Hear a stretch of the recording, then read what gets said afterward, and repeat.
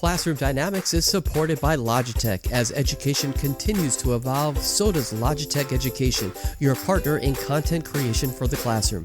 With Logitech's cutting-edge technology, students not only learn, but also become content creators. Whether it's in person or online, Logitech's tools are designed to inspire educators and learners alike. Logitech Education, inspiring the next generation of creators. For more, visit logitech.com/education. Transforming classrooms, one innovation at a time.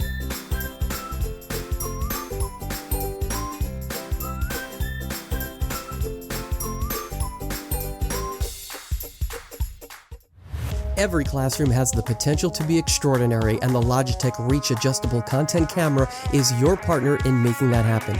With its flexible arm and clear video, you can now showcase everything from detailed drawings to live experiments, ensuring that every student is engaged and involved. Whether you're teaching in person or online, Logitech Reach helps you connect with your students in a whole new way.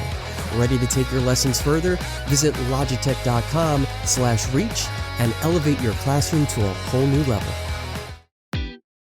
Welcome to Classroom Dynamics, Bits and Bytes, the podcast within the podcast where we explore cutting-edge technologies for your classroom.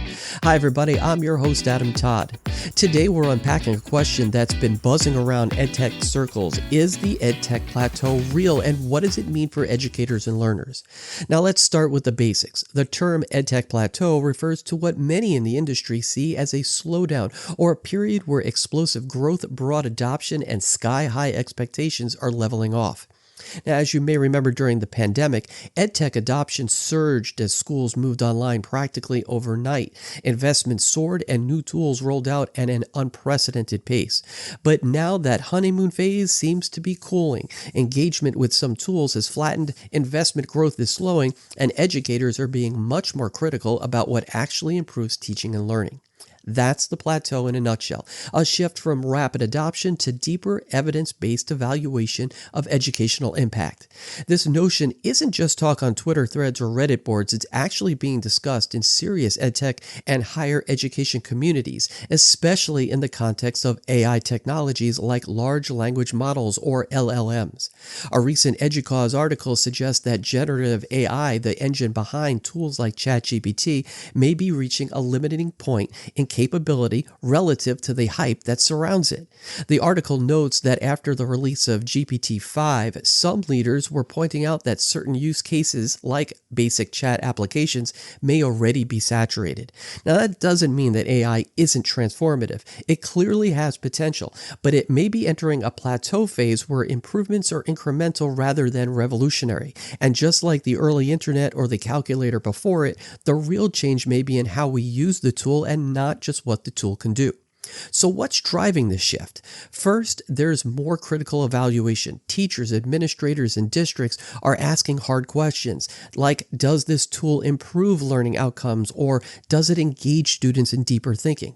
Another trend is the fact that investment and usage is definitely cooling. The flood of pandemic-era funding isn't fueling the market anymore, forcing companies to prove the return on investment and true educational value. And of course, as is always the case, the debate on focus on impact over hype is becoming more and more the sticking point.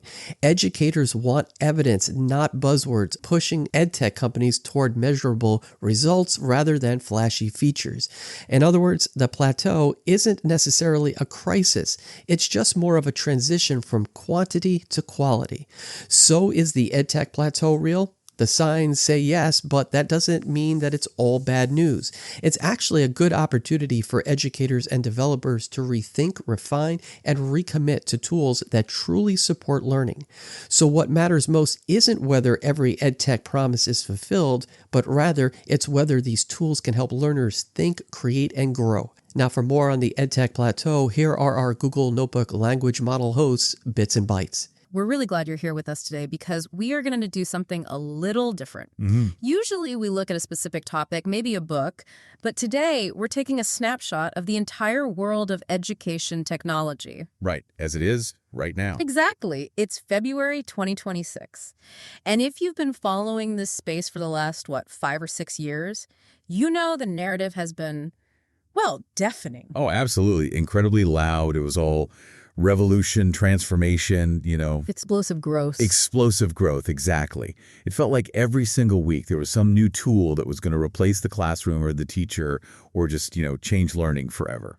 But lately, Yeah. the vibe has shifted completely. Kind of quiet. Almost eerily quiet. And that silence is actually the subject of today's deep dive. We're looking at a concept that's popping up everywhere, the EdTech Plateau. It sounds a bit boring, doesn't it? A plateau. A little flat, yeah. It implies nothing's happening.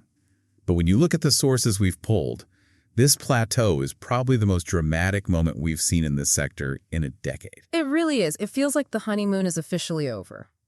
We've pulled together a serious stack of sources for this one. We've got financial reports, a fascinating article from the E.G. Cause Review. Oh, the Baskin piece, yeah. And a brand new research paper on AI harms in education.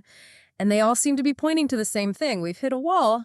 Or, maybe a bit more optimistically, we've moved from panic adoption to a pause. A pause, I like that. We're shifting from that, pandemic mindset of buy everything because we have to survive to, wait, hold on, does this actually work? And can we even afford it? So our mission today is to unpack this plateau. We're going to look at why the funding has absolutely crashed. And I mean crashed. The numbers are shocking. They really are.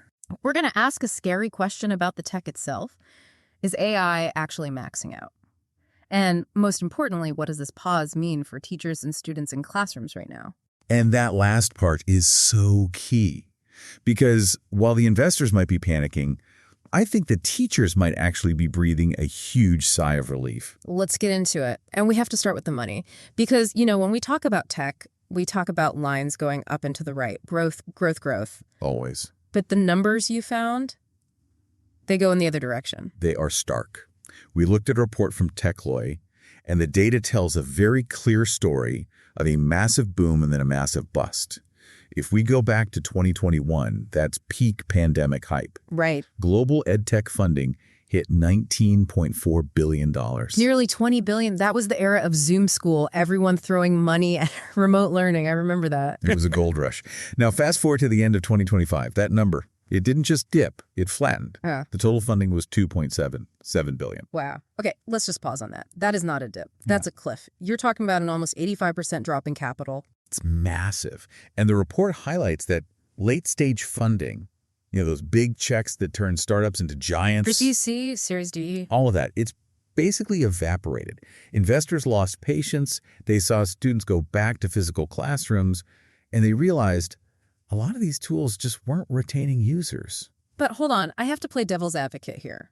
Because that doesn't really match my experience, or probably a lot of people listening. It feels like everyone is using AI for learning. Right. Students use Gemini or Claude constantly. How can funding be down 85% if usage feels like it's at an all-time high? And this is where it gets really interesting. This is the hidden detail in the data. The report notes that services like Crunchbase, which track this stuff, they only count companies whose core product is education technology. I think I see where you're going with this. Exactly.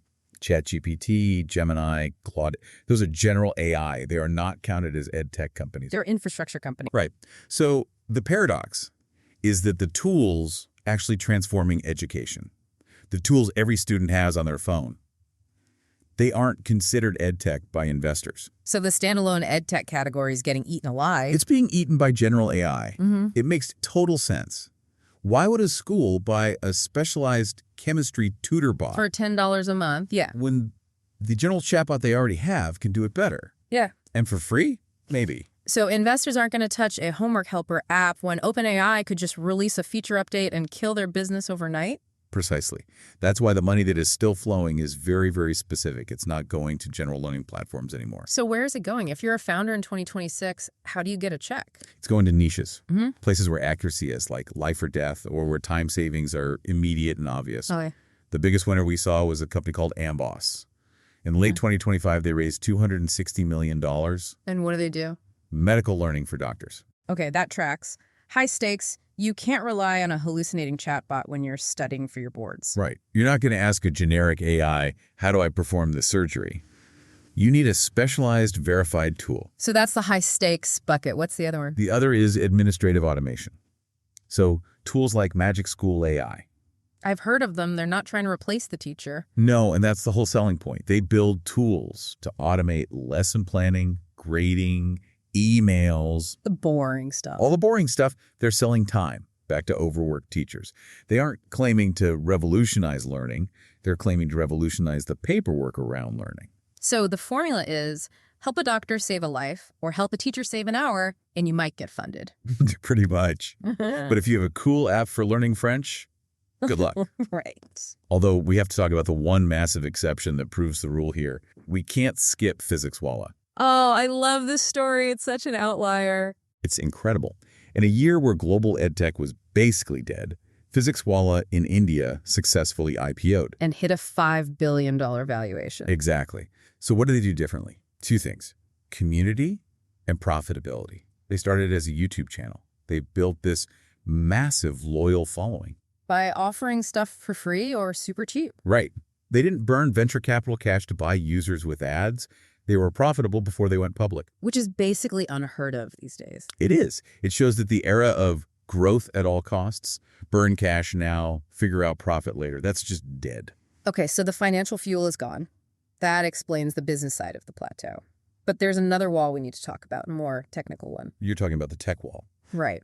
For the last 3 years, the hype has been that AI is on this exponential curve. We all just assumed GPT-5 would be godlike. We'd have superintelligence by next Tuesday, yeah. But this article by Brian Baskin in the Edgy Cause Review, he calls LLMs a plateau technology. This is such a crucial concept. We're used to Moore's law, right? Chips get twice as fast. We assumed AI would do the same. But Baskin argues that large language models, the tech behind ChatGPT, might be nearing their limit. And he uses the Altman-Pizzit to prove it. Oh, it's such a telling example. So early in 2025, Sam Altman from OpenAI says, I don't think I'm going to be smarter than GPT-5. The implication was, human-level intelligence is imminent. It's right around the corner. But then, later in 2025, his tone changes completely. He admits that the models have saturated the chat use case. Saturated? That is a very corporate way of saying we hit a ceiling. Exactly. The problem is deep in the architecture. LLMs are amazing at predicting the next word, but they struggle with the things that really matter in education, like rigorous reasoning, perception, a concept of truth. Right, an LLM doesn't know what's true. It just knows what's statistically probable. It's a really, really smart parrot. And you can't just fix that by making the models bigger. That's the brute force approach, and we're hitting physical constraints. The energy stats were shocking. They're staggering.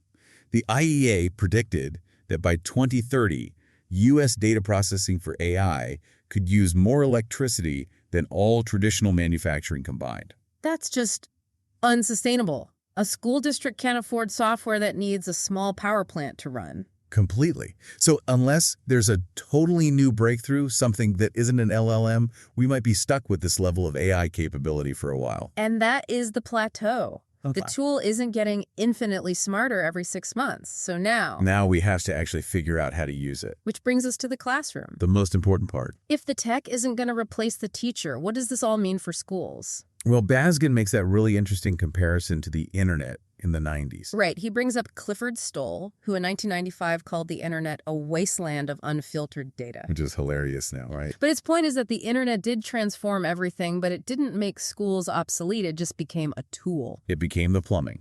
And he thinks LLMs are the same. They're transformative, like a calculator, but they aren't going to solve education. So we're moving from how much AI do we permit to a better question. What are we trying to develop in humans? Precisely. And that brings us to that Arcove paper, Don't Forget the Teachers. Mm-hmm. This research just nails the disconnect between the people building the tech and the people using it. It's fascinating. They interviewed the tech providers and then the teachers, and they were worried about completely different things. They weren't even speaking the same language. The providers were focused on technical harms. Like, is the AI giving a wrong answer? Is the system down? Exactly. Accuracy, uptime. But the teachers, Yeah. They were worried about downstream impacts. They were worried about social skills, critical thinking. The struggle, they were worried about the process of learning itself. That's the key insight in the paper. Teachers don't just want the correct answer. They care about how a student got there. Because that's where the learning happens, in the struggle. If an AI gives you the perfect essay instantly, educationally, it's a disaster. You've learned nothing. You remove the friction, you remove the learning. Yeah. The providers are building for efficiency, get the answer faster. And teachers are saying, wait, the slowness is the point. And now that the revolution is stalled, the teachers are gaining leverage again. Exactly. They have the space to push back and say, okay, this is how we're actually going to use this tool. It's what Baskin calls nuance adaptation. Looking for a smarter way to protect and use your tech on the go? The Higher Ground Gear DataKeeper Plus CS is built for action. Work directly from the case without ever removing your device. Stay organized with a built-in storage pocket for accessories, and rest easy knowing you've got serious drop protection designed for real-world classrooms and busy professionals. The DataKeeper Plus CS. Organize smarter, protect better, and work wherever you are. For more information, visit hggear.com today.